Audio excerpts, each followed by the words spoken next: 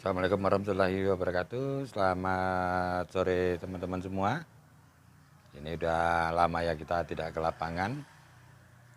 Fisik lagi kurang bagus dari tahun baru kemarin. Lemes terus hawa bawaannya ya.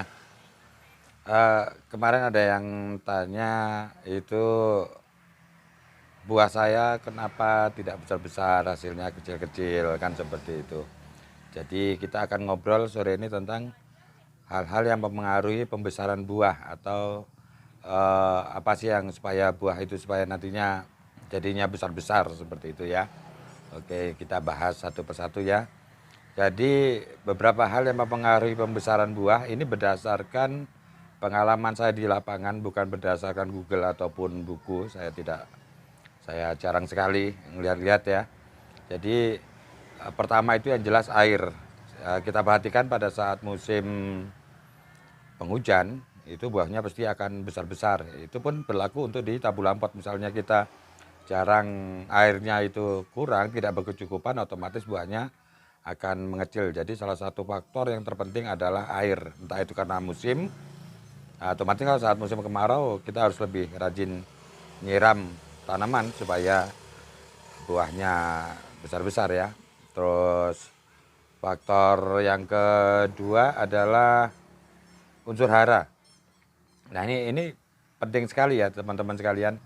Eh, Saat buah sudah besar, sudah jadi, sudah sebesar jempol, artinya kita bungkus kan sebesar jempol tuh, itu sudah saatnya akan kita ganti pola pemupukannya, artinya dengan pupuk nitrogen yang besar, nitrogen dan kalium yang lebih besar. Misalnya N-nya di angka 40, 20, 30 atau berapa. Pokoknya P-nya yang disedikitkan, cari pupuk yang P-nya sedikit, sementara N sama K-nya yang besar. Artinya nanti buahnya itu kita harapkan nitrogen nanti untuk pembesaran buah dan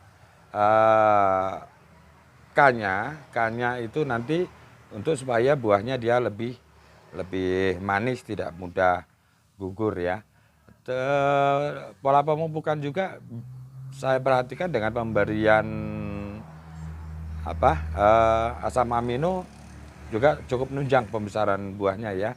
Jadi kalau kita semprot asam amino dari sisa limbah ikan itu kan yang kita busukkan itu, kita fermentasi, lalu kita semprotkan, itu benar-benar cukup membantu untuk proses pembesaran di buah jambu kristal. Hasilnya cukup lumayan, coba saja.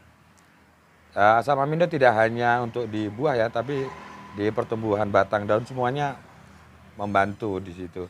Tanaman akan lebih lebih subur. Berikutnya adalah suhu atau temperatur udara ya. Kalau pada saat musim kemarau suhunya tinggi, walaupun kita siram kadang-kadang tanaman tetap lebih kecil bentuknya daripada saat udara cuacanya lebih lembab. Kita perhatikan saja untuk daerah-daerah dataran tinggi itu rata-rata buahnya lebih lebih besar daripada yang ada di dataran rendah atau yang kelembabannya tinggi lah. Nah, itu rata-rata perhatikan saja pasti buahnya lebih besar. Jadi suhu itu sangat berpengaruh sekali terhadap pembesaran buah jambu kristal. Terus yang terakhir adalah yang terpenting adalah di pembungkusan. Berbagai metode sudah kita perhatikan. Kalau kita pakai plastik putih aja, plastik yang putih susu itu, buahnya bagus, bagus bentuknya tidak banyak hitam-hitamnya ya, tapi untuk besarnya buah itu kurang dibandingkan dengan kita yang memakai dalamnya kita beri dengan kertas nasi.